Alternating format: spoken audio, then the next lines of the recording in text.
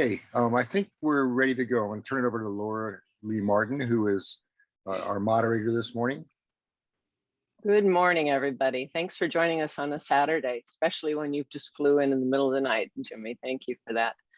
I'm Laura Lee Martin, Legislative Affairs Director for the Democratic Women's Club of Santa Cruz County. We have the largest club in the county and the oldest, and we decided it was by years, not age of members, but of over 60 years.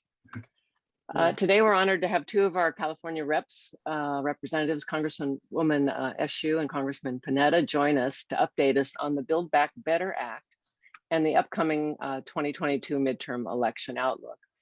They'll each have about 20 minutes for their comments.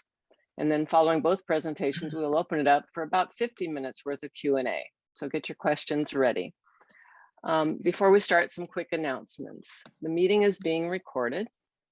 The chat will be open for your comments.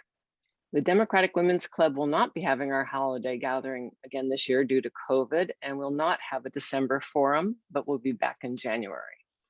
And effective at midnight or Sunday, Santa Cruz has reinstated indoor mask mandates, whether or not you're vaccinated. One other one I want to mention is that statewide redistricting continues.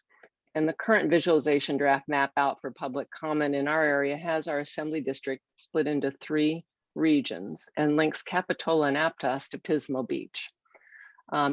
Many of us have made comments on that, and I've put in the chat a link that if you want to make a comment on why our small county, I think the second smallest in the state, might be better served as not being split into 3 districts, please make comments at the public line. We draw the lines, California or ca.org. It's in the chat. Okay, I just also wanted to acknowledge that I have a very special guest in addition to our speakers today on the line, Les Francis, who was my very first boss in Washington, D.C. when I went to work for Jimmy Carter. So thank you, Les, for joining us. And also, I'm noticing Congressman Panetta, your legislative director, has joined us this morning. So thank you for having us on the call with us. Our presentations today cover 2 separate but intertwined issues, the Build Back Better Act and the prospects for the 2022 midterm elections. And during his campaign, as we all know, President Biden promised to rebuild the backbone of the country, the middle class, so that this time everyone comes along. In late October, the White House released a framework for the Build Back Better intended to guide the drafting of legislative language after negotiating with Senator Manchin and others. This framework was intended to set the U.S. on course to meet its climate goals, create millions of good paying jobs, enable more Americans to join and remain in the labor force, and grow our economy from the bottom up and the middle out. Specifically, the framework promised to invest in children and caregiving, combat climate change, expand affordable health care coverage, reduce costs, and strengthen the middle class while at the same time being fully paid for and reducing the deficit. We're delighted that both Representatives Anna Eshoo and Jimmy Panetta are joining us today to give us the inside scoop on that Build Back Better Act, and equally important, what they think we'll see in the midterm elections. Our first speaker is Congresswoman Anna Eshoo. She represents the 18th Congressional District. She's served for over 2 decades representing Silicon Valley and part of Santa Cruz County. She's the first woman in history to serve as the chair of the House Subcommittee on Health. And since 1995, she served on the powerful House Energy and Commerce Committee and previously served as the ranking member on the Subcommittee on Communications and Technology. Again, the first woman in history on that subcommittee to serve in a leadership role. Prior to her election to the U.S. House of Representatives, she was elected to and served on the San Mateo County Board of Supervisors for 10 years. Anna, thank you for joining us this morning. We'll have about 20 minutes for comments. For your comments, and then we'll come down to Jimmy. Okay, thank you, Laura. And thank you, Mike, and to all of the members of the DWC. That's quite a asterisk that you are the oldest club, the longest Democratic club in Santa Cruz County. Bravo to all of you for continuing to carry the flag for our democracy. It's wonderful to be with my just the best colleague, Jimmy Panetta, and to all of the guests of the club. It's good to be with you. To say that this week was a big week for Democrats in Washington would be a huge understatement. I'd like to start with what took place on Monday, because President Biden signed into law the bipartisan infrastructure bill. This is the single largest investment in our nation's physical infrastructure since the building of the interstate highway system in the 1950s during the Eisenhower administration. It will create 1.5 million good paying jobs, most of them union jobs, every year for the next decade. And obviously it's going to usher in our nation's infrastructure for the 21st century. The American Society of Civil Engineers have graded our nation's infrastructure at a C- and a D+. This is really unacceptable for a great nation. And so it's all going to change. Now, under the bill, California is a big winner. All the transportation agencies, the public works people across the state, and I think across the country, are celebrating. So if you would like to know some specifics about it, I'd be happy to answer questions relative to roads, bridges, public transportation, airports, EV charging stations across the country, protection against wildfires, and water infrastructure. Obviously, the other big event that took place this week was the Build Back Better legislation. You know that we've been struggling mightily for months, day in and day out amongst the Democrats. We've had delays, we've had setbacks, we've taken some steps forward, some steps sideways, some steps back. The press continued to cover it and kept saying that it doesn't look like it can or will happen. But the extraordinary leadership of Nancy Pelosi, the Democratic caucus working so hard, she kept us together. She kept us together. You all need to know that. And so now the Build Back Better legislation was passed by the House of Representatives. I think of it as a economic launching pad for the middle class and working families in our country. I wish I had a dime for every time constituents have asked the following question: what can be done about the inequity, economic inequities between the top, dropping down to the middle class, and then lower income people in our country? This legislation is the answer to that.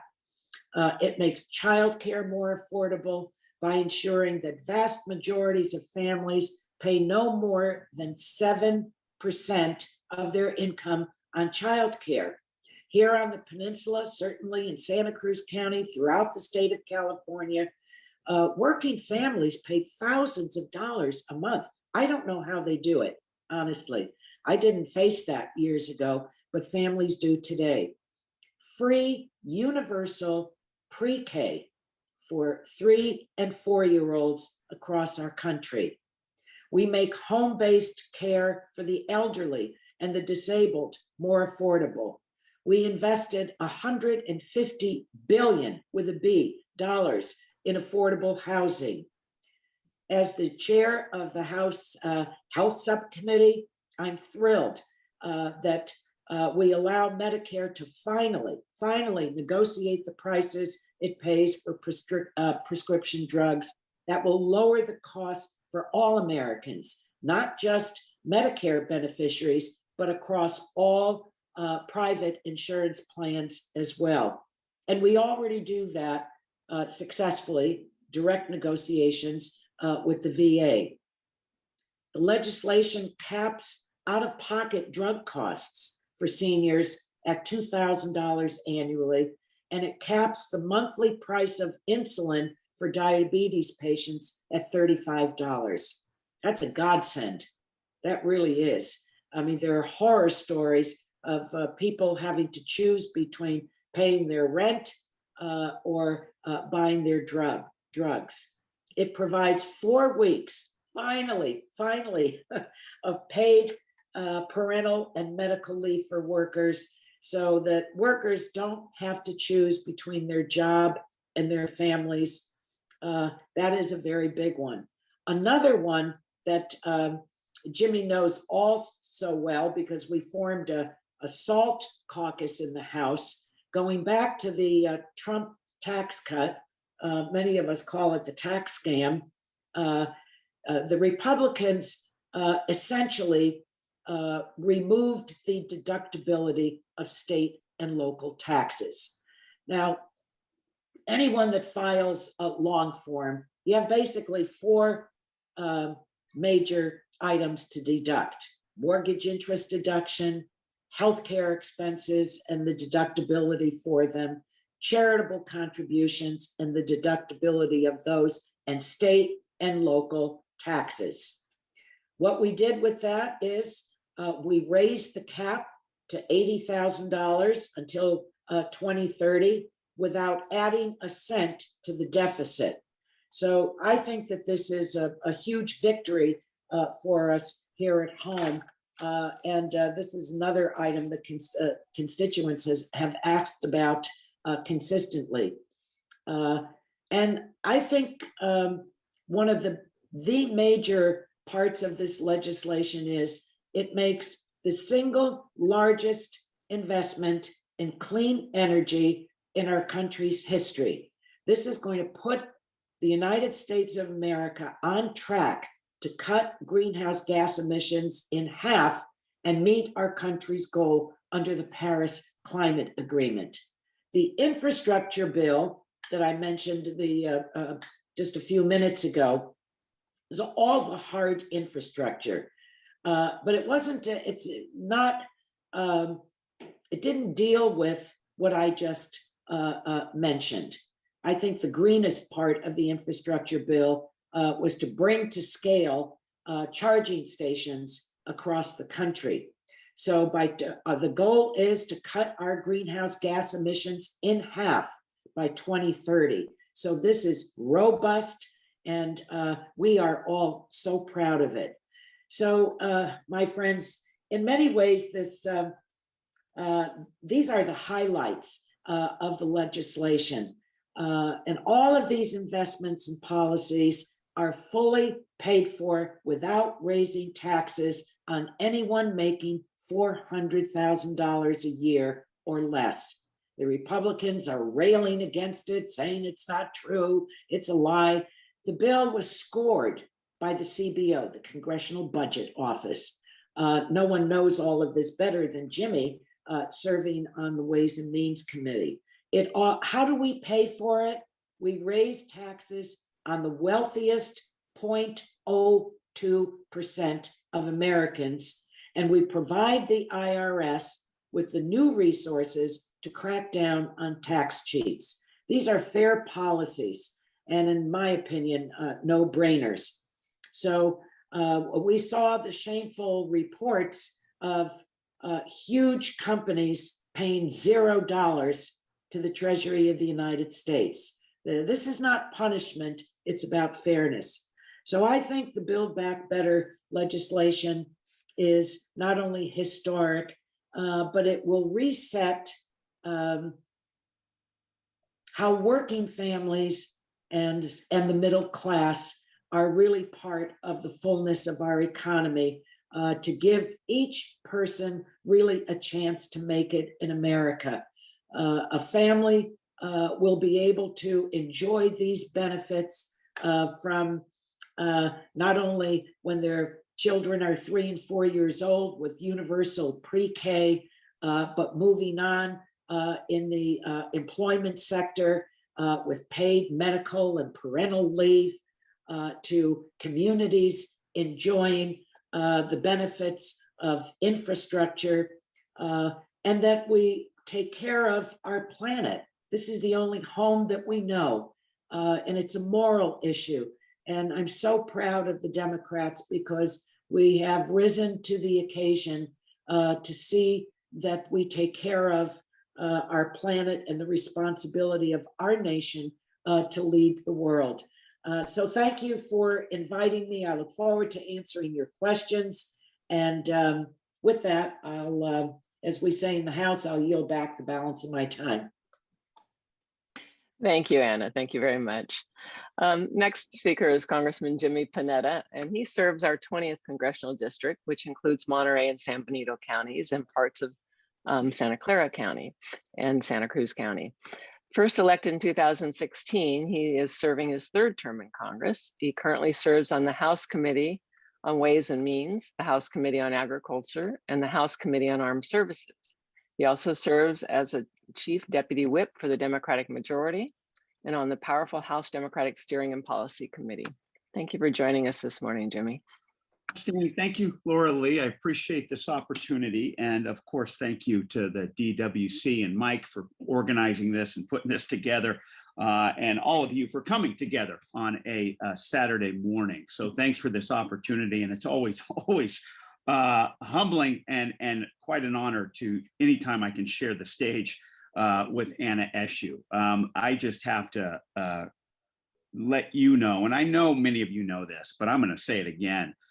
We are so lucky to have someone like Panetta and Eshoo representing us, being my neighbor, as a colleague of mine. Her experience is absolutely invaluable, but let me tell you, her grit is absolutely inspirational.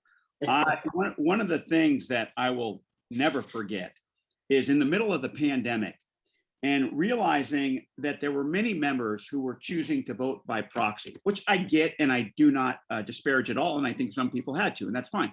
So they would stay home. But every time I would go to the airport, you know who I'd see on the plane? Panetta and Eshoo. And my attitude was, she's doing it, I damn well better do it as well.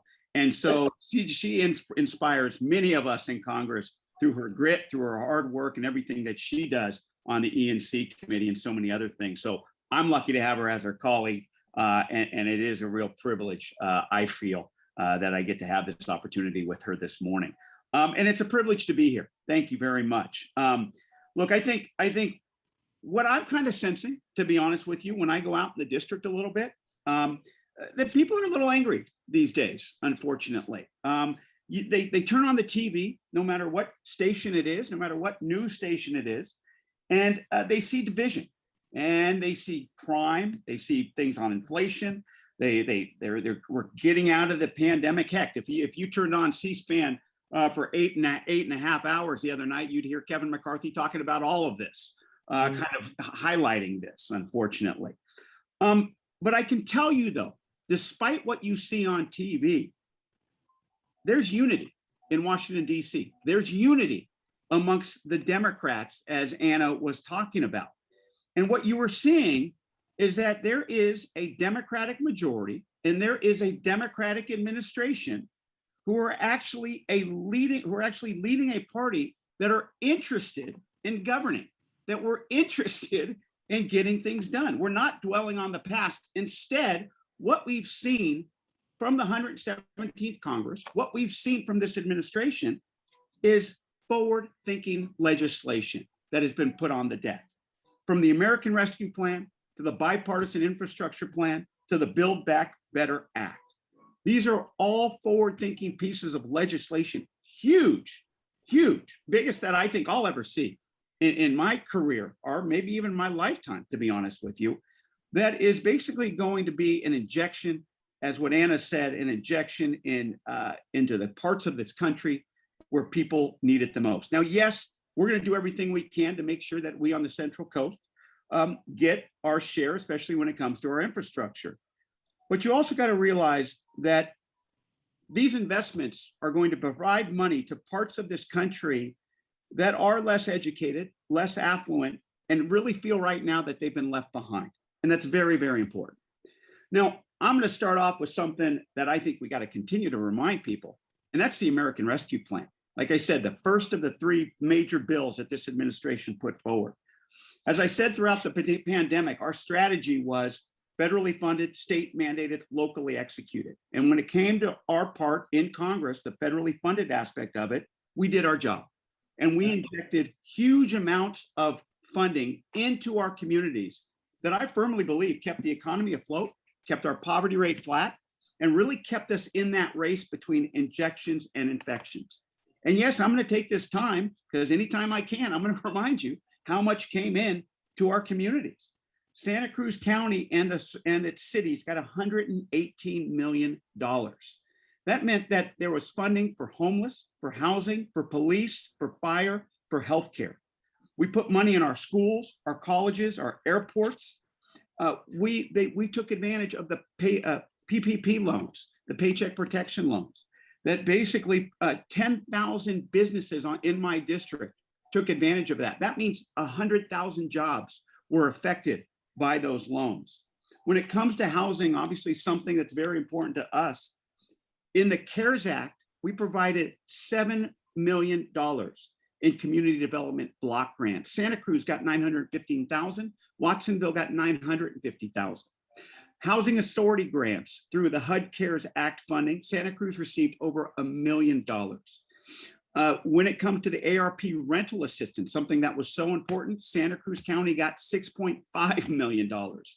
And in regards to the American Rescue Plan Emergency Housing and Homeless, there was $10 billion put forward, $5 billion for Section 8 housing choice vouchers, $5 billion allocated to provide supportive services for homeless and other at-risk individuals. Now, mind you, that was throughout the country, but obviously some of that got here on the Central Coast. So very, very important injection of funding that was really needed for us on the Central Coast, that was needed, let me tell you, throughout our country. But we didn't stop there. Democrats didn't stop there. We couldn't stop there, because especially now, I do believe that we are at an inflection point. There's no doubt about that. We have underinvested in our working families and in our working infrastructure for far too long. Now, I get it. There's a lot of things right now that we're kind of feeling. We're coming off the pandemic. It's taking time to start up again. And what I heard a great analogy, it's like turning off and on your computer. It doesn't just come right back on. It takes time to gear back up to get to full speed. And that's where we're at in coming out of the pandemic. People are slowly getting back to work. Look, you know as well as I do, we're not full force right now. People have childcare issues. They have housing issues. They're scared of catching the illness still, which is understandable. But what you also got to realize, though, is that people do have money right now, in the sense that people's checking accounts are pretty full. Their personal debt has been a little bit lowered, and they're buying products right now, not necessarily experiences, okay? They're still kind of staying home, but they've been definitely buying products. And that's the difference with other tough times in our economy, in that the past few times, it's been encouraging people to buy products. That's not the issue now. People are buying products, a lot of them. And so the problem is that we need the supply. So we have a demand economy. We just need the supply right now. And that's why the investment that we've made, that we saw this week, that we're making this week, basically is an investment in working families and an investment in our working infrastructure that's going to help get us out of these difficulties that we're experiencing right now. The investment in our physical infrastructure will lead to productivity, and therefore it's going to increase our supply. The investment in our human infrastructure is going to increase our productivity, because it's going, just like Anna said, it's going to help working parents get right back into the workforce. Therefore, it's going to help our labor pool. Now, as Anna mentioned, she went through the bipartisan infrastructure plan that I had the honor of being at the White House to see the president sign into law. And she obviously mentioned, a number of areas. Just let me add on to that. 11 billion for highway and pedestrian safety, 39 billion. These are billions. It's a lot of money. I know lately we've been talking trillions and billions and millions, and it all kind of can sound the same. It definitely doesn't mean the same. $1 billion is a lot of money. 65 billion for broadband, which we need dearly. And I know in my district here on the Central Coast, 17 billion for ports and waterways, which will help reduce the backlog in our supply chain. Something that's important. Overall, it's going to be about 65 billion for water infrastructure. 8.3 of that is going to go to Western water infrastructure. For us here on the Central Coast, we're going to get part of that. $73 billion for grid reliability, $46 billion for resiliency, as Anna mentioned. Well, that means like wildfire management. I was proud that one of my bills, the Replant Act, got put in there to take the cap off the reforestation efforts in our national forest, something that's so needed, especially with the wildfires we've experienced. $7.5 billion for low carbon and zero emission school buses. And yes, as Anna mentioned, 7.5 for EV charging infrastructure. All significant investments in our working economy. Now, I know Anna and I are probably going to get a question. Well, when are we going to see our share of that? Well, look, the bill just got signed on Monday. Okay. Fortunately, the president had the wherewithal to appoint somebody as a czar overseeing how this infrastructure gets implemented.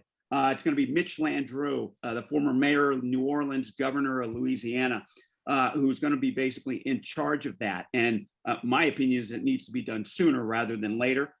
The fact that he appointed somebody to that position means that it's the president's thinking as well. So that's a good thing. Now, with the Build Back Better Act, basically you're seeing a bill that focuses on climate and focuses on families. As Anna said, and I'm going to repeat her, you bet I'm going to, it's an honor to repeat what she said. That is the largest investment ever in our history to fight climate change. It's the most ambitious plan in our nation's history. And we deal with it with tax credits for renewable energy. And there's one part that's punitive, and that there's going to be a fee on the emissions of methane, which is very important. And then when it comes to our family, universal pre-K, extend the child tax credit, something that we need to do a better job highlighting, to be honest with you. That child tax credit, in the extension of it, in the increase and expansion of it that we put forward in the American Rescue Plan, that is cut child poverty by 25%. It's on its way to cut child poverty in half. We understood that. That's why we extended it for another year in the Build Back Better Act. The child tax credit is very, very important for children, for working families. I can't stress that enough. We invest in childcare. We invest in training programs for workers and increasing Pell Grants. As Anna said, we provide paid leave, medical and family leave. We deal with drug pricing, but also a couple of things I want to highlight when it comes to immigration reform. It's not final, but it's something that's very, very important. Let me make this clear. This is a tough issue, as many of you know, especially if you've worked on this issue. We were able to put in the Build Back Better plan what is called, it's a horrible word, let me tell you, it's called a parole program. We're not using that word. Don't use that word. It's called it's basically working permits, okay? So basically, there's a program in there to provide permits for people to work who are undocumented. That gives them legalization for 10 years. It doesn't provide them a pathway, unfortunately, but this is what we can get. And I'm not just talking about some of our Republicans. I'm talking about some of our Democrats who have districts that don't value immigrants like we do here on the Central Coast of California. But that is a good thing right now. It's in the Build Back Better plan. Like I said, work permits for undocumented that can qualify for it. We also reclaim some visas. Let's just hope the parliamentarian keeps it in there over in Senate. If not, possibly a Democratic majority could overrule the parliamentarian, put it in there anyway. That's something that I'm for. I think it's necessary right now, especially what we see in regards to contributions of immigrants to our economy, our community, and who we are as a culture. In housing, $65 billion for public housing, $24 billion for housing choice vouchers, $10 billion for grants for down payment assistance for first-time homebuyers, something that's very important for us on the Central Coast, and $10 billion for the low-income housing tax credit, so that there are developers who get tax credits for focusing on affordable housing, something that's very important. You heard about the clean energy aspects of it, which is very important. I'm proud that as a member of the Ways and Means, I was able to get in a couple aspects of a couple pieces of legislation for me. One dealing with microgrids, incentivizing microgrids, incentivizing linear generators, tax credits for e-buses, and something that was kind of special, a tax credit for e-bikes. I don't know if many of you have ridden an e-bike, but let me tell you, you're seeing them everywhere these days. And we want to incentivize getting more butts on bikes. And this tax credit for e-bikes does that.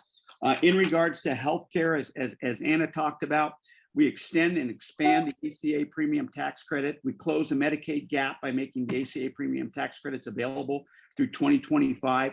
And we expand Medicare, establishing a hearing benefit for Medicare, so that Medicare recipients can use hearing. So a number of things that are on this. And that is something that obviously we need to work on, to be honest with you, when it comes to messaging. Because I'm sure you guys are going, oh, this is a lot. This is a lot. You're damn right, it's a lot. That's why we're so proud of it.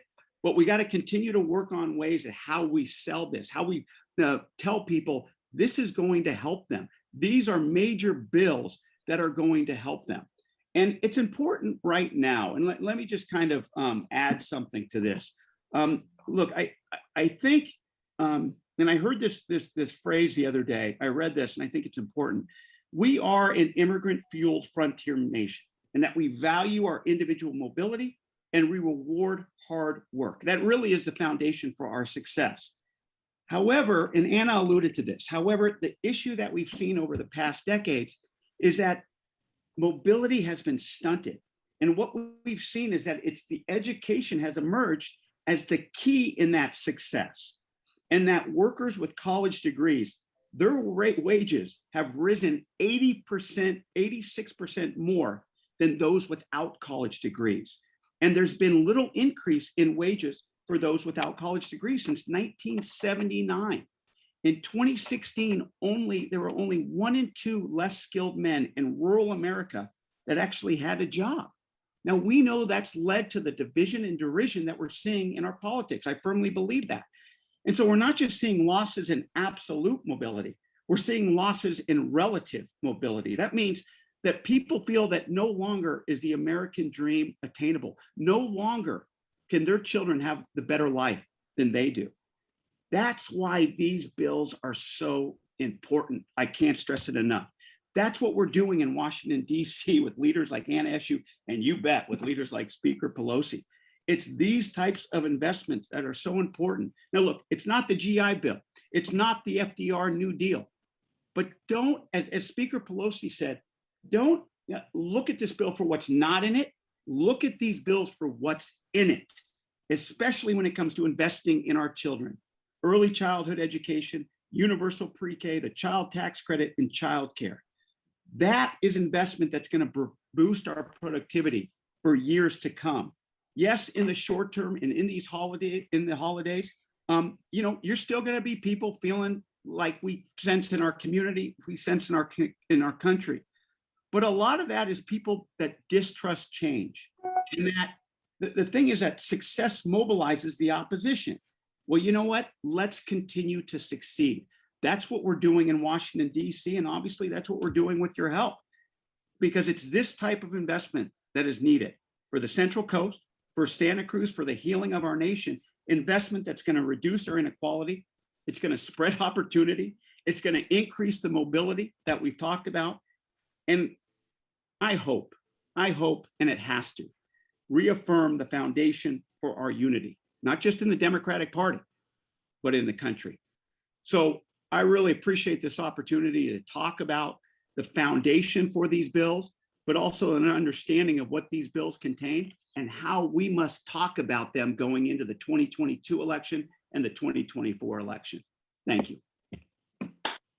Thank you very much. Thank you both for the hard work and the heavy lifting you've been doing. It's been, it's quite a project, and we look forward to where it's going to take us and how we can help you. Before we start the Q&A, I wanted to remind us, we also wanted to get a little bit of insight on the midterms. And our nation sits on the razor's edge of democracy, and the Democrats are really good at the policy and lifting the nation as a whole. And the Republicans are very effective at tapping into the emotions and the fear. So how are we going to move forward in the midterms in a way that keeps the train moving forward, if I can use an infrastructure term? Anna or Jimmy, just a couple of minutes on that before we open up for questions. Yeah, I'll take a stab at it. We have history as the top layer of this, because for decades, the party in control, the president's party in control in the midterms, it moves the other way. It moves the other way. So we need to make history again by not allowing that to happen. There is much that rests on redistricting across the country because this is taking place in every state. Here in California, the people of California changed how redistricting is done. It's in the hands of citizens and not the state legislature. As I mentioned earlier, there's a great deal of anxiety surrounding this because the visualizations that the commission has put out so far has some of the districts, the Democratic districts in California, going another way. And I think it's very important to stress that members really cannot try to manipulate what the commission is doing. It's up to people in communities, as you mentioned earlier, that they weigh in on what they like and what they think is not in the best interests of the county, the cities, the towns that they live in. For members to do that, I have said to my colleagues, it's the equivalent of jury tampering. So the role of citizens in their communities is a very, very important and powerful one. We have to message well because there will be the fear mongering, race baiting, all that the Republicans do. All you have to listen to was the garbled message of Kevin McCarthy for what, 8+ hours on the floor of the House. The Democrats have a very powerful message that can be delivered to the American people. There isn't anything I think that's more powerful than to express to people that it's not the party that you're for, it's the party that's for you in your life, in your circumstance. And I have great confidence in that. So it's message, it is mobilization in our communities, in our counties, in our cities and towns, exactly what the club has done for decades. And it's the money too. We know that the Republicans are very good at raising what I call dark money. So we each member has a responsibility in that we make the investments on the ground. I don't think there's anything that is a more eloquent statement in a campaign than the ground operations. These may sound like old ideas to you, but they may be age old, but there isn't anything that takes the place of it. On the ground mobilization. So it's a combination of all of those things. Thank you, Anna. Jimmy, did you have any thoughts about that? Yeah, look, Anna, of course, nailed it in regards to the many categories that she laid out. I think she's right. I mean, I think we do have to look at history, especially with our slim majorities that we have, 3 in the House, none in the Senate. And so that puts us in a very tough situation, especially considering looking back and seeing the history of how the American people feel towards the party in power at this point, especially the way people are feeling right now. That's why we need to do everything we can to ensure that these bills that we are passing and getting signed into law are truly affecting people. Now, what worries me, and I saw this, I heard this the other day on the NewsHour, which is my go-to, and I like the Friday analysis by David Brooks and Jonathan Capehart, which is something I recommend everybody listen to. And David Brooks said something that scared the hell out of me.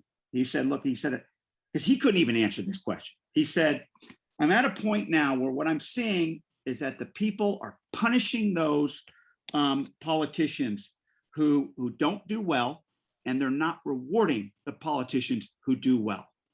Mhm. And that's what really kind of scares me, because we're doing well.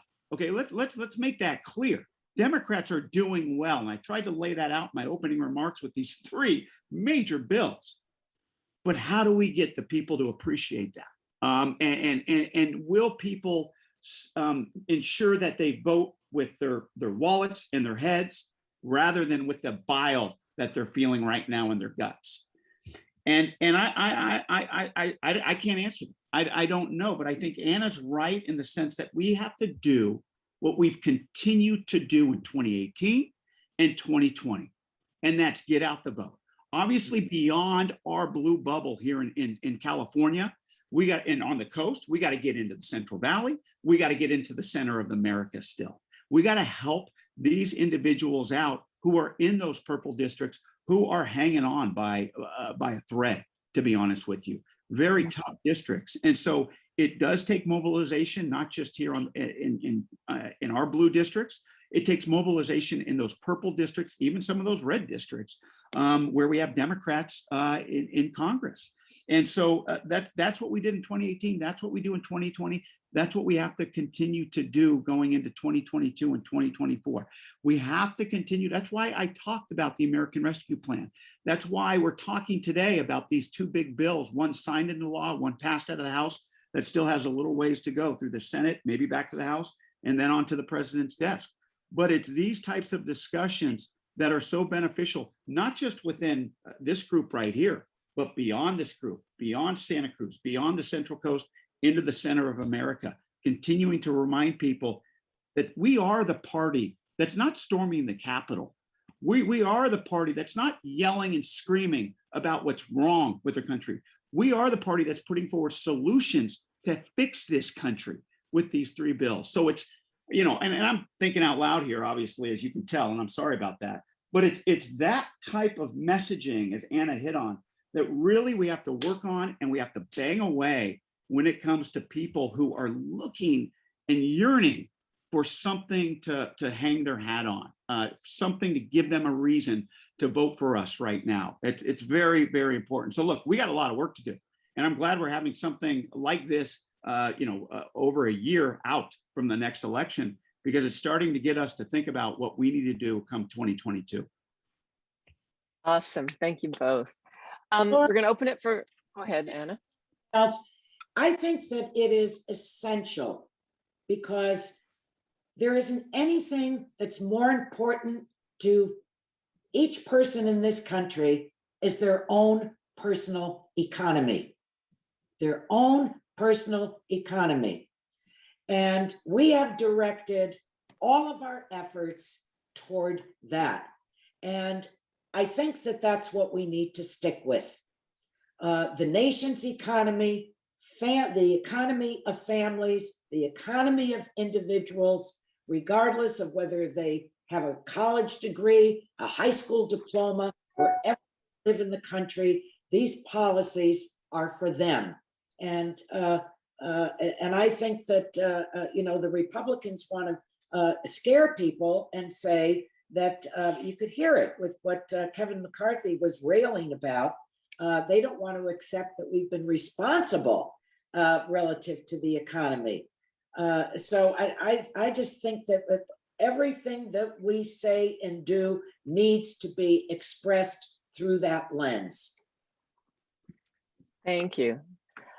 Okay, we're getting ready to open up for Q&A, and I want to remind people the call is recorded, or this Zoom is recorded. We'll take questions in the chat if you don't want to raise your hand and speak them yourselves. And I already have 3 in the queue. So you can raise your hand on screen and we'll catch you, or you can put it in the chat. And I'd like to start with Les Francis. He put the first question up. Thanks, Laura. And it's good to see so many friends. Anna, it's always a delight to be with you, and Jimmy and other friends on the call. I have no claim to Santa Cruz. I live in the Sierra foothills, grew up in San Jose, but I did spend many weekends and many vacations in Santa Cruz, so I claim some sort of citizenship on the Central Coast. and Anna, you mentioned McCarthy's 8.5-hour speech. I have a hard time listening to the guy for 8.5 minutes, so I can't imagine what it was like on the floor. I know the dangers of having these kinds of discussions publicly and prematurely and whatnot. The bill passed the House. It's a $1.5 trillion price tag. CBO says we come up short 160 billion. I guess we could, quarrel with how they reach that, but let's just, for the sake of discussion, say it's 160 billion short. That's a problem for Manchin, maybe Sinema in the Senate. It seems to me that the solution is obvious. $1.340 trillion bill. Just shave the 160 and come to agreement and call their bluff. Am I being overly simplistic, or is that sort of the direction you think things are likely to head, either Anna or Jimmy?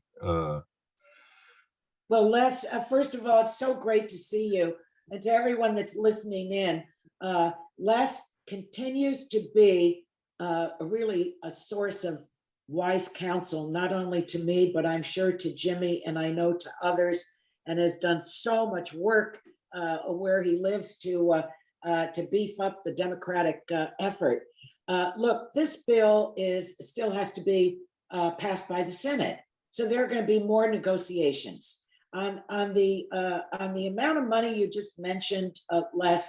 There's a difference between the CBO score and I think the Joint Committee on Taxation. Maybe Jimmy knows better than I do on this, on what the return of the collection of taxes will be with the increase of IRS agents.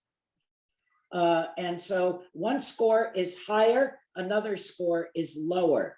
So it's not menacing. Most frankly, for the overall price tag of this and the revenues that we have targeted, I think the bill is going to be fully paid for. Now, the Republicans are going to say it's not, but they don't know what they're talking about, and they have really one hell of a nerve, because the Trump tax scam was $4 trillion, and they paid for very little of it. Most of it was charged to the national debt, and it didn't do a damn thing for working families and individuals in the country. It was for the 0.01 top % of the country and the largest corporations. So, we have to know how to say something back on this, but the Senate is going to negotiate this. And I think that House Democrats are going to have to fasten our seatbelts, because I think some of the things that they may do, we're not going to be happy with. But the oxygen of our democracy is consensus, and we can't forget that. We cannot forget that. It's easy to stomp our feet and say, no, I'm not for that. But we have to have a much larger vision about it. So we're proud of what we've produced. Now it's up to the Senate. Yeah, I think, hey, Les, good to see you. And thank you for everything that you have done. And obviously, I would have the fortunate opportunity to see your daughter at the Watsonville Charter School a couple weeks ago. Yes, that's I know. They seems like they got a good thing going on there. But let me just to address the question that Anna just mentioned. The CBO score says that it will raise, in regards to going after the tax cheats, that will raise $207 billion. However, even Larry Summers says it's going to raise more than that. Jimmy, say who Larry Summers is for the audience. Former Secretary of Treasury, who's been pretty tough on Democrats and this bill in the past few months. Been pretty tough on the worries about inflation and so forth. One of the smartest guys out there, but been pretty tough. And so he even says that basically it's going to raise about $450 billion just through going after tax cheats right there. So understood about the CBO score and the worry about that. However, I do think there are certain avenues in reality where you're going to see a lot more coming in. But also to your question about, why can't you just, shave some off? This is the difficulties of having such a slim majority, because unfortunately, we do have some members who are more apt to say no, some members in our party that are more apt to say no than to work through and get to yes. And that's what we saw in the past couple months, basically legislating on TV, sort of watching the sausage getting made within our own party on TV. Unfortunately, or fortunately for transparency, however you want to look at it. But that is a problem, because in one time, once you start squeezing the water balloon at one end, it starts to pop out on the other end. And with that slim majority, it can be very, very difficult. And it does take some time to do it. I'm not relying on that. I'm not using that as an out. That's the reality of having such a slim majority that we do right now, and making sure that we get the numbers to pass this bill, be it in the Senate and be it in the House of Representatives. So it can be tough. But I do believe that we've laid a good foundation in our negotiations that we've had over the past couple of months, not just with House members, but obviously these negotiations were with the members of the Senate who had difficulties with it, and actually were with the White House as well. So obviously Speaker Pelosi has that sort of wherewithal to do that. In regards, let me just give you some inside baseball in regards to the 8.5 hour speech by Kevin McCarthy. We weren't on the floor, okay? I don't know if Anna was, I sure as hell wasn't. And Speaker Pelosi wasn't on the floor as well. We weren't gonna stick around and listen to that. Now, mind you, I was in my office, and it was like every time I'd have it on mute to see what was gonna happen, just in case he stopped speaking. And I'd unmute it, and I'd hear border muted, unmuted again, crime muted, unmuted again, border muted again. Muted, unmuted again, inflation. I mean, like I said, it was just a big rail on the fear factor that they really are playing at this point. So that being said, I heard some of the things he said. It's not going to phase us clearly by the maneuver by leadership to. Then what we did literally at about 12:30, we basically sent out a notice. He spoke till 5:30. Okay, at 12:30, we sent out a notice saying no more votes tonight. So we were able to go home and go to bed at 1 o'clock, and he just continued to rail. And there was nobody in the chamber except those few you saw sitting behind him. Let's be clear. The unfortunate thing is he did that without telling anybody. So staff had to sit there and listen to him because they didn't know, they didn't make any precautions or take any precautions going forward. So it was really kind of unfortunate that he would do that at that time of the day going forward. But like I said, that didn't stop us. And let's be clear on that. And that's kind of the response back to, no matter how long you speak, no matter how divisive you want to be, we're still getting stuff done. And I think that was an excellent example. Look, I got to say, one of my proudest moments as a member, and not just in the 117th Congress, but in my limited time in Congress, was on January 6th, despite the fact that Capitol was, there was an insurrection in the Capitol, and that you had put a pause on the process, man, we got right back on that floor. We did our job that day. We cleared them out, and we did our job that day. And let me tell you, obviously, when I was in my office, and the anger that I felt, but my second emotion was, oh no, we're not going to let them stop us. And that's the attitude I think we have to have going into these next elections. They can't let the sons of guns stop us. We got to continue to go forward. That's what we're doing right now with these bills. That's what we have to do in 2022. Can't let us stop us no matter what they do. Thank you. Just to let you know, in the queue for questions, I have Alan Unger, and I'm going to have a couple questions I'm going to read, and Donna Myers and Bob LaMonica. So keep putting your names or questions in the chat.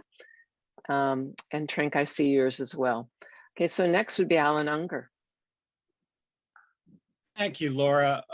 I'm really honored to be here. Thank you for inviting me, Laura. And in a way, it's I feel like I've gone to church or temple here on Saturday morning. This is a great boost, and it also listening to Anna and Jimmy really touch on some of the things that I've been thinking of, and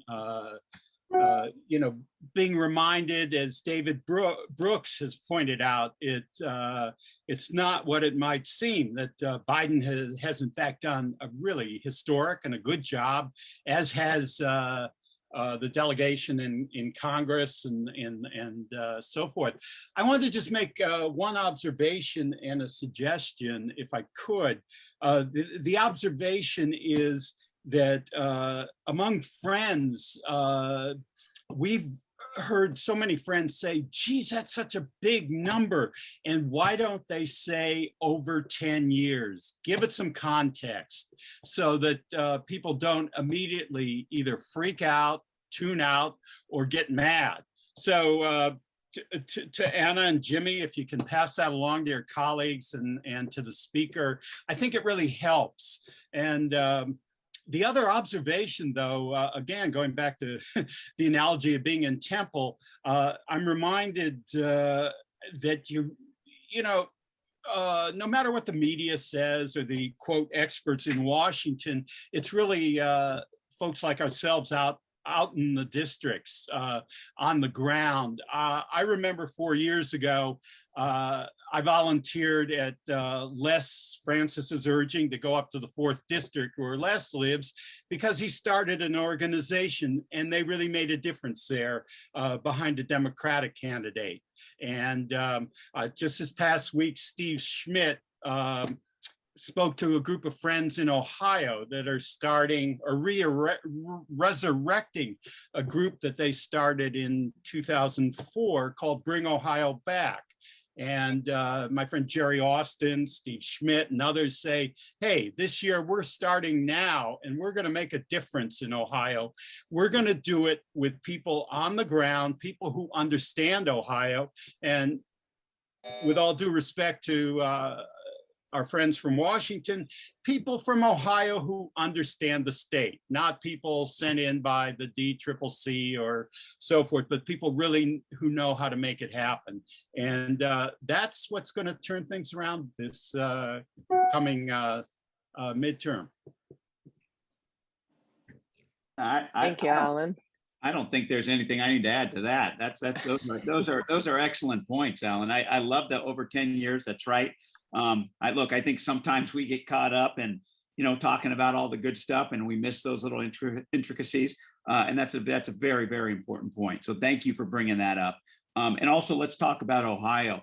Look, we got a guy running there who we serve with, Tim Ryan, and you talk about understanding that state. He's running for Senate, as I said.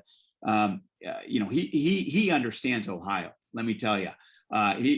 You ever see him give I'd recommend you guys Google him on some of his floor speeches.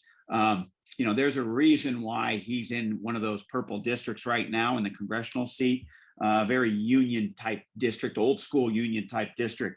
And people like him a lot. And I think he's got a really good chance, especially with who the Republicans are putting up at this point right now, basically kind of, these, I think one of them has a criminal history. He's all in Trumper. I think that's the type of seat that if we focus on and put the right candidate in there as a Democrat, which I believe is Tim Ryan, I think that's something that we could pick up. So thank you for mentioning that. And I hope that people look to Ohio to, as you said, get on the ground and help out. Thank you. The next question I'm going to read is from Elena Cohen. And this one looks at social, let me just read it verbatim. Most of the social programs in the Build Back Better Act passed by the House are set to expire after 6 years or fewer. Why did Congress choose to structure the bill this way instead of funding a few core priorities that could be made permanent? Do you think these programs in the House version should actually be allowed to disappear after a few years? And if not, how will we pay for the cost of extending them now that we've already picked the low-hanging fruit on tax increases for the rich? Well, I'll take that. She's correct in pointing out that everything in the bill doesn't have a 10-year runway. And that came about as a result of the negotiations and bringing down the overall price tag of the Build Back Better legislation. I think what everyone needs to understand, over the years, whatever legislation I've written, there's always a price tag to it, always a price tag. And you have to point to what you are going to take out of the budget in order to pay for what your bill costs. If I get 10 million or $20 million, even 5 million, not billion, these are billions that we're talking about in the bill, I'm thrilled because it means I've gotten my foot in the door, and every budget you can keep building on it. So don't underestimate what 6 years means, what 8 years means. Look at where we were with the Affordable Care Act, how difficult it was to pass it. We did. And once the American people understood what that benefit meant to them in their lives, they went after every single Republican that was trying to dismantle it. So when you say, why have this for only 6 years? 6 years is very powerful. 6 years is very powerful, my friends. Please don't underestimate it. And as I said, the reason for it was all part of negotiations and bringing down the overall costs of the entire bill. Why? Because we have very tough math. We have a 50-50 Senate and what, a 3-vote margin in the House. So if you have a better idea about how to bridge that gap, tell Jimmy and I, and we'll make use of it. But don't underestimate 6 years or 8 years or 5 years. That's a very powerful long runway for programs that are going to walk right into people's lives. And when they do, they're not going to stand for having it taken away from them. You reauthorize. That's a big, I'm not going to repeat everything she said because it's spot on, of course. But let me just hit on that last point. And that is huge because look, passing legislation, as I've learned in my limited time, that's why I love going into Anna's office and she's got all her bills on the wall. It's like, that's where I want to be one day. It's like, it's amazing. Like she's done all this work to have all these bills on the wall. But passing legislation, it tells you it's very difficult to do. Okay. But once you do it, it's a hell of a lot harder to take that legislation away. And we saw that what Anna just mentioned in regards to the ACA. Passing it was, and Anna was part of that fight, was very, very difficult. And a lot of, and we suffered a lot. In 2010, the Democratic Party suffered for that. But the fact is they were doing it for the right reason. And look what happened in 2018. We took back the House because of the ACA, because of the healthcare, because the Republicans wanted to take it away and people weren't letting them do that. That's part of the incentive of, look, we get, the prices of where we're at right now with some of these programs, and therefore we have to put them in at a limited time. But you know what? We're laying the foundation to keep these going forward is how I look at it. So understandable question. Anna did an amazing job answering it as to why we did it. But I hope and I think that it's going to be a lot harder to take them away once they're passed, once they're law, once they're in place.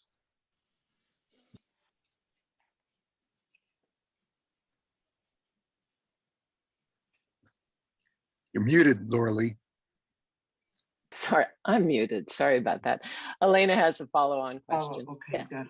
So thank you very much. And I absolutely agree that the Affordable Care Act was a great example. And I think that part of my question is not to diminish the issue of having a program being there at all. It's when you're choosing between getting a few programs that are in place permanently, like the Affordable Care Act.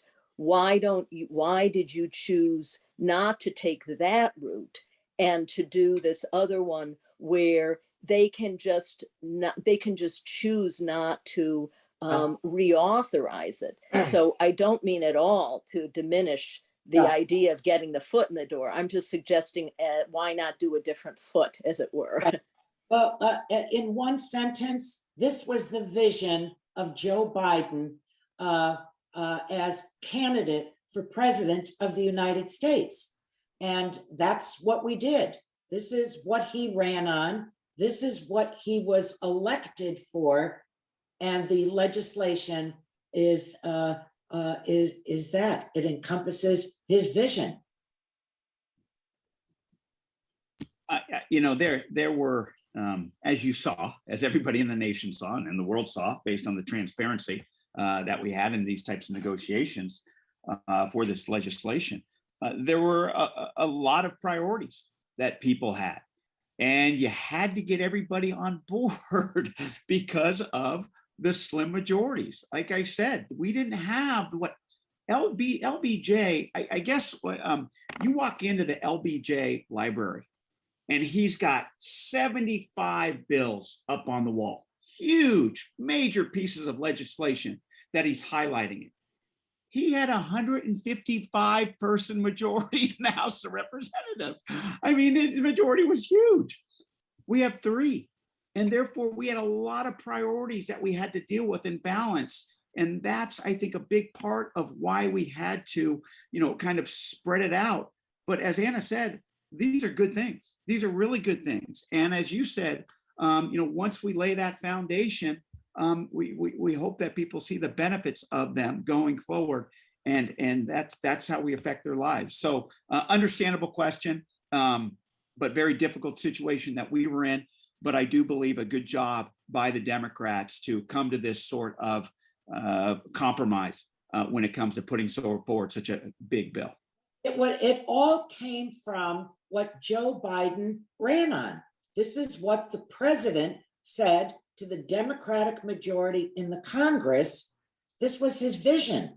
All of these, all the bills that are part of Build Back Better are all part of the platform that he ran on and was elected on, including infrastructure. So that should not be lost. Individuals have run for office and they run on a platform. This was the Democratic platform created by Joe Biden as candidate, and now as president. The legislation that he is looking to signing into law, that cannot be lost on all of you. We didn't just all of a sudden come up with these things. It was the president's vision. Many parts of it having been Democratic vision for decades, but clearly his platform. Thank you. Okay, the next question comes from Donna Cavier. And she says, I think that once people feel the effects of the infrastructure bill and the Build Back Better Act, they'll appreciate what Democrats have accomplished for them. The question is, how long will it take once the Build Back Better passes the Senate for the effects of the bill to be felt? Will it be before the midterm elections? Mm-hmm. And how will the funds for the Infrastructure Act be distributed? And how is it going to be determined who gets what when? Well, it's a great question. On infrastructure, there's near term, there's midterm, and there's long term. You don't get to completely renovate a port in 11 months. So some of the money will flow for projects that are ready to go. Others are going to take longer. All of us are painfully aware of the timing and what actually walks people's lives before the midterm. Most of it won't, most honestly, but some of it will. Yeah, I mean, and of course, exactly. I mean, look, there are going to be some effects from this that are going to be felt right away. The child tax credit, healthcare, capping insulin copays, some of the housing assistance is going to be dispersed pretty quickly. But, you know, and there may be some shovel-ready projects that are going to be right there, ready to accept this type of funding and these types of grants. But, you know, others are going to be longer to basically actually feel those effects, as Anna said. I mean, you know, we want to tout the programs, but I also got to remind you, it just got signed into law on Monday.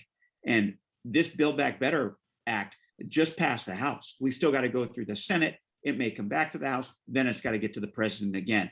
So look, I have no problem continuing to tout these bills because we have to, and what will happen.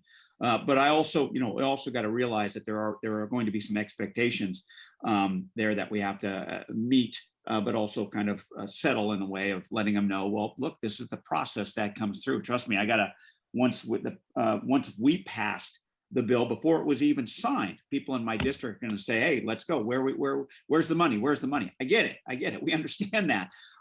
But also know that, you know, certain programs need to be set up, how we figure out how we distribute this money. That's why I was so hopeful and thankful that the president put somebody in charge of that, as Czar Landreau, as I'll call him, to basically be in charge of that. I think trust me, the president knows dang well that he's got to get these implemented sooner rather than later. Yeah. And Trink Praxel asks, sort of following on, how can we help in California get the Build Back Better through the Senate? Well, if you want to go to West Virginia and Arizona, maybe that might help. You know, I mean, you know, look, I think it's continuing to do what you do. Obviously, we have two senators who are all on board and having a good understanding that this needs to get passed sooner rather than later because of the benefits of them. But once again, it's having to negotiate with other senators from other parts of the country that have different priorities than us. So as we're doing in our elections, if you know people in those states who are willing to bang on those senators, that's what I would recommend. And also, you know, but realizing though, that in West Virginia, probably not going to have another Democrat besides Joe Manchin in that seat. I think that's the reality of it. I think if any Democrat can hold that seat, it's going to be Joe Manchin. So that gives him a lot of power. We understand that. But also, I do believe that if anybody's going to work out a deal, Joe Manchin is going to get that deal. He's going to protect his state. We get that, and we've seen that, and we know that. But I also think that he's one that will work towards a solution at the same time. So it's just making sure that they are at the table and they are willing to work with us, making sure that we pass this bill. But look, they've given us some good promises. Part of the reason why we passed this bill is because we had promises by them that they're going to pass this in the framework that it's in right now. So that's a great foundation, and that's the foundation we got to. Let's hope they act on it coming up here sooner rather than later. So we don't have to pack for West Virginia yet.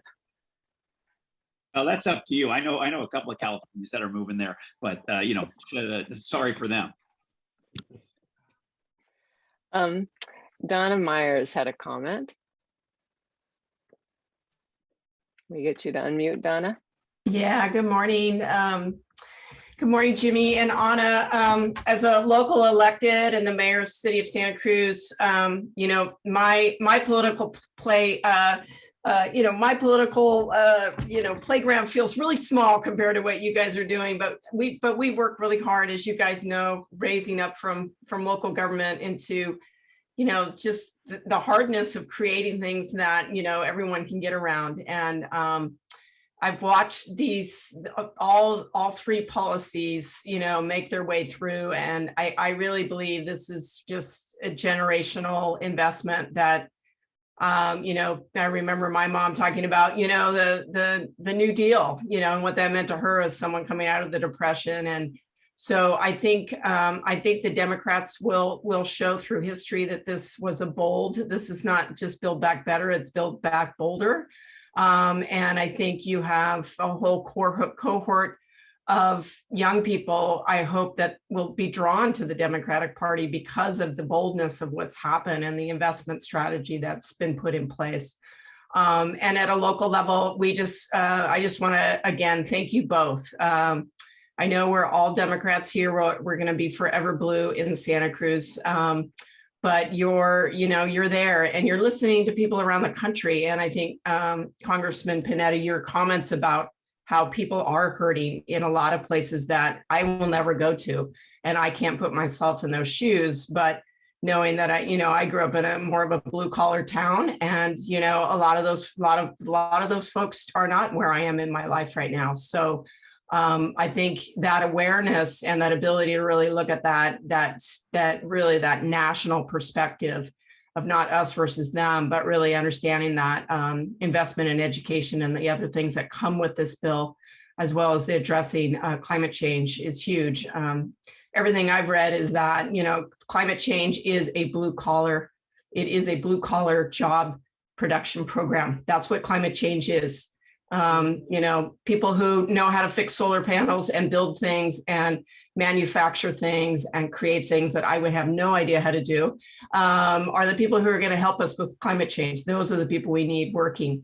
So just thrilled with everything you've done, and really this morning just here to say thanks. So appreciate it. And great program by DWC as usual. Thanks, Laura Lee, and everybody involved. Thank you, Donna. And Vice Mayor Bruner is here too. So she gave me a thumbs up too. So we're both here supporting you. For your leadership. Yeah, thanks. Laura Lee, I think that Cindy had her hand up there for a minute. Yeah, I've got that, and I still have one from Bob LaMonica. So thank you. Okay. And this is Jimmy. Did you want to add something?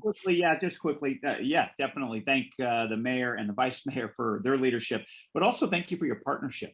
It's going to be very important going forward. Like I said, we got to work together on making sure these programs that are coming from the federal government are implemented. And so that's like with the application process, making that known. So we really want to continue our partnership that we have with obviously the Santa Cruz city government, county government. That's that partnership that I believe that we have here on the Central Coast. I'm sure Anna does with her cities and counties up in Santa Clara.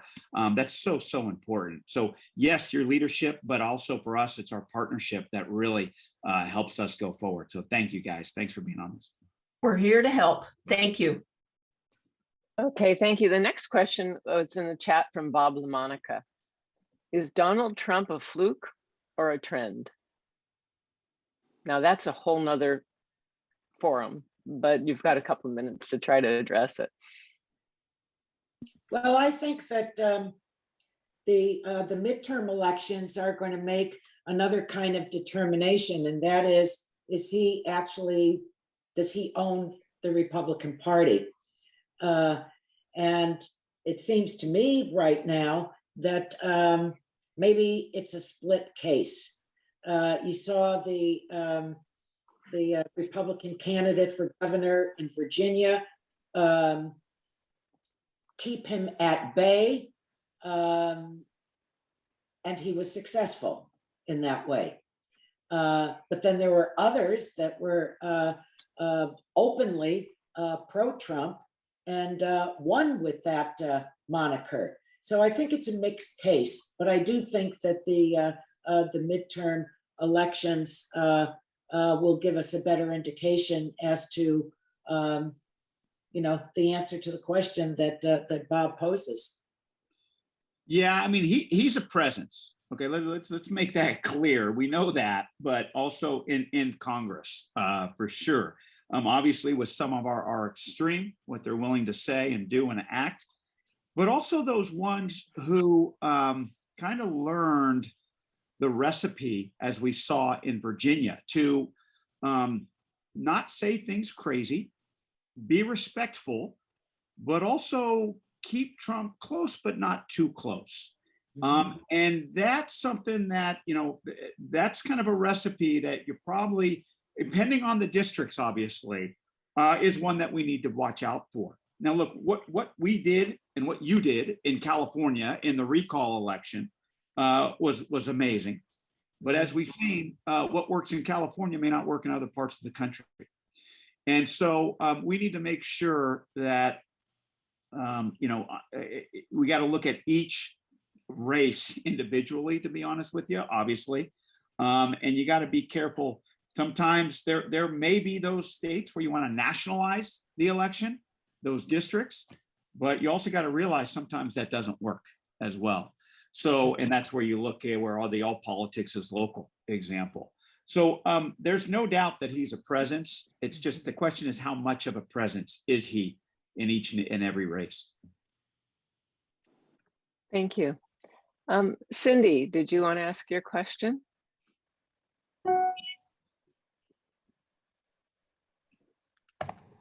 I just put it in the chat, but thank you very much to our elected officials. Thank you for the courage and resourcefulness and dedication you give to all of us as citizens in our country. My question is, in March, Joe Manchin introduced a bipartisan bill to try to give tax credits for coal miners repurposing their economy. And I've been trying to follow that bill and don't know what happened. And I wondered if that's in this infrastructure bill, if he's getting what he needs. This is one where we got to watch it in the Senate. So the Build Back Better Act, it includes clean energy manufacturing tax credits, but they're not prioritized for coal country, okay? However, that's just the House version. He'll, I'm sure, make that same push when it gets to the Senate. So something you have to track. That I hope that answers your question. Thank you. Thank you. There was a comment that Carol Fuller made in the chat that I'll read to you. It adds to a point that Anna made earlier about the ACA. And Carol notes that the Republicans still aren't on the attack regarding the ACA. They're sort of strangely silent on that topic. No, I don't agree with that. They hate it. They hate it. They despise it.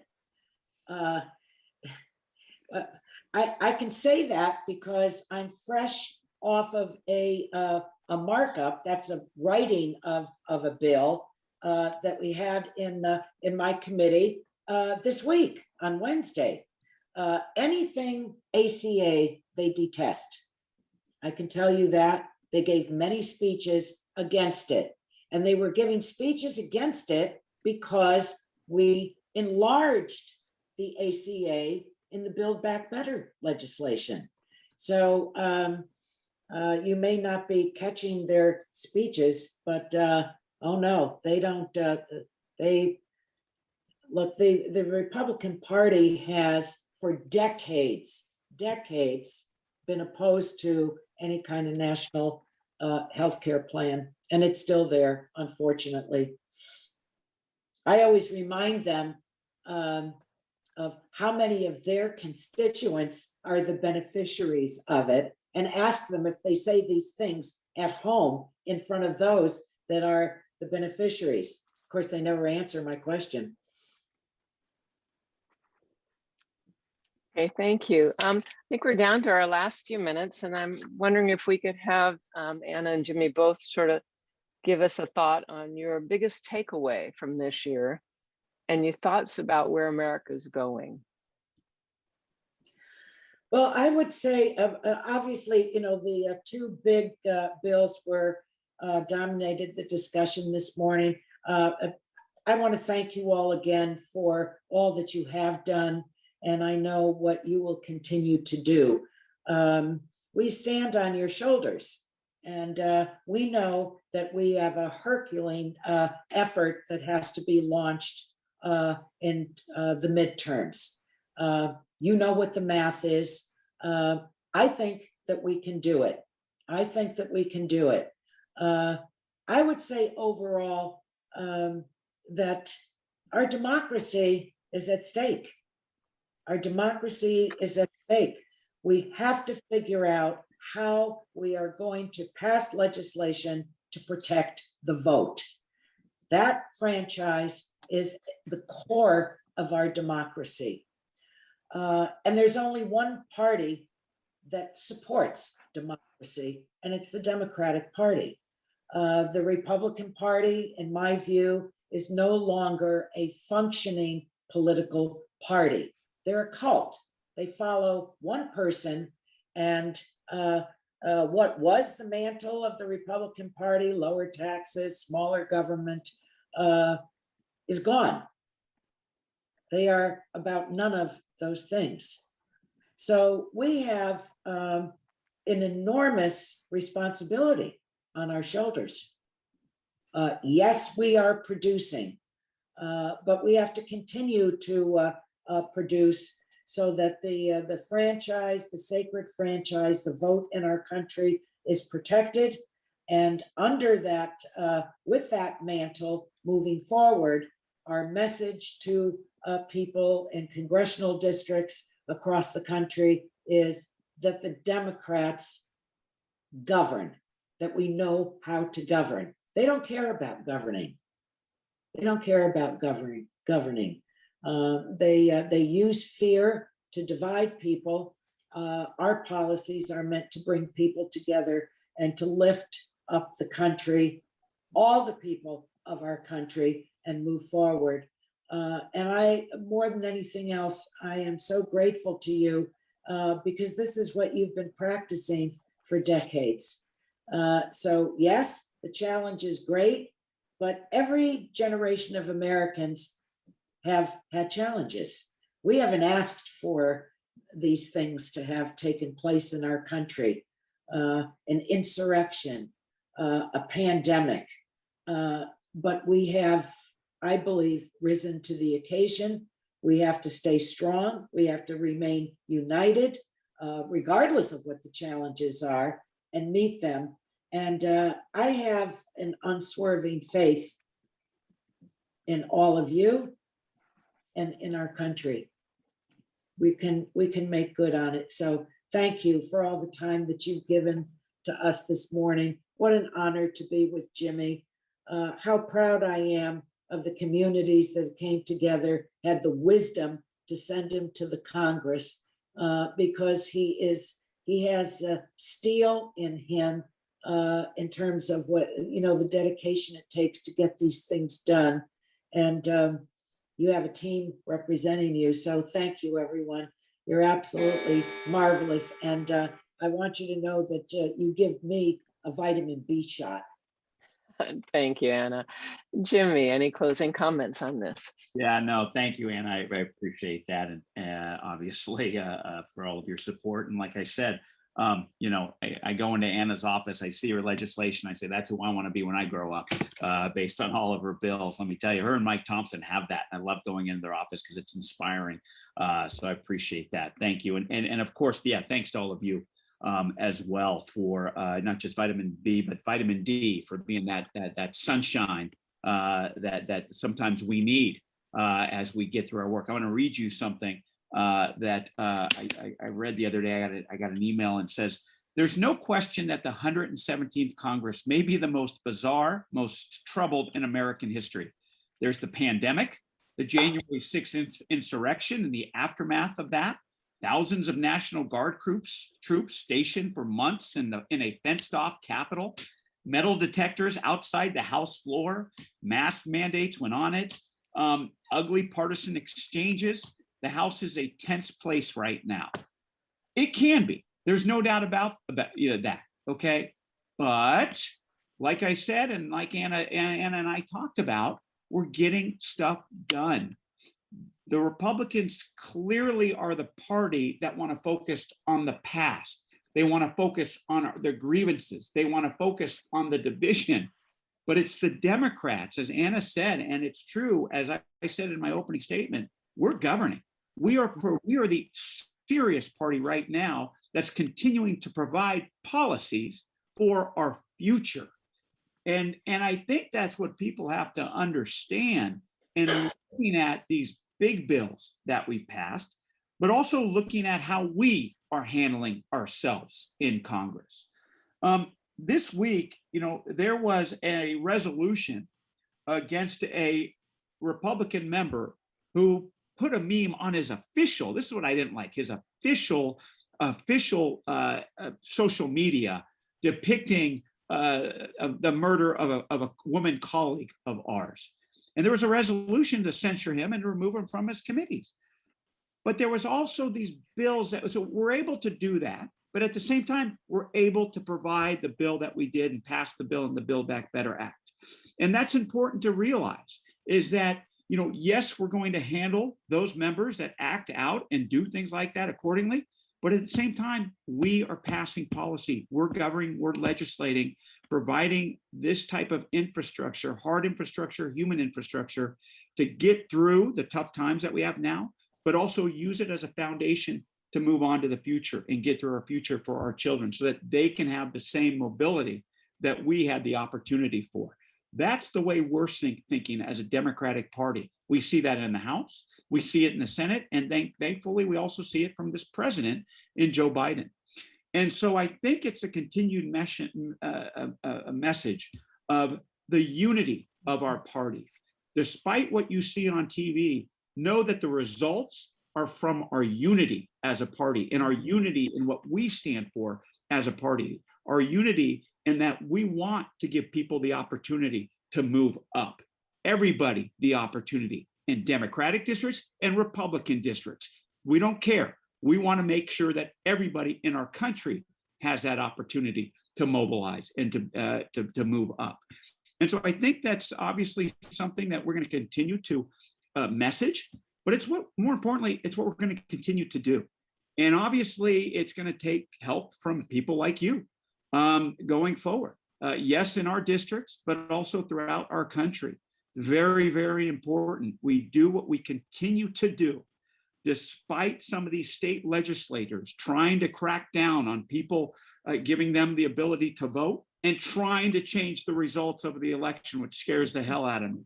But the fact is that we get the people out, we overwhelm them with the amount of people we get out to vote and vote the right way, vote for our country. I do believe that that's how we overcome those hurdles that they're trying to put up. They are, you know, you're seeing that in what I call sore loser states because they lost in the last election. And so they're trying to put up these hurdles. We overcome them by getting people out to vote in overwhelming numbers. Easier said than done. I know that. But I have confidence looking back on 2018, looking back in 2020, and that it was the height of the pandemic in which we were telling people to stay at home. But guess what happened? Record numbers, the most ever in our nation's history, came out to vote for a Democratic presidential candidate. And so I think that's what gives me hope going forward, knowing that there are people like you, knowing that there are people in this country who are willing to come out and vote because we're doing the right thing in the United States Congress. So thank you for this opportunity to kind of get ginned up about it a year ahead of the 2022 election, but also thank you for the opportunity to talk about the actually governing that we're doing in Washington, D.C., and hoping going forward that we continue to work together so that that governing affects all of you and affects people in our districts here on the Central Coast in California. Thank you. Thank you both. What an excellent program, but what excellent representation we have in Washington. So thank you for the hard work you're doing. And for those of us sitting here in this beautiful city and around the state, this is not the only thing you're doing in Washington. There's all the other bills and all the other issues of running our country that are on your plate. And so we thank you and your staff for the heavy lifting you're doing during these hard times. Also want to thank you for making time by everyone on this, and your questions were great. This recording will be posted on our website in a few weeks or days, maybe, depending on the Thanksgiving holiday. I want to thank Mike Rodkin for pulling this together and Peggy Flynn for co-hosting and Lynn Renshaw from our club, and wish you all a safe and healthy Thanksgiving. Wear your mask, get your booster, and we'll see you all in January. Thank you so much. Happy Thanksgiving. Yes, happy Thanksgiving. Thankful for all of you. Thank you. Bye-bye. Bye, Jimmy. Bye, Anna. Thank you. Have a great Thanksgiving, everybody. Everybody. Bye, guys. I will now end the call. Thank you both and everybody in the public. Yep. Thank you, Mike. Good job.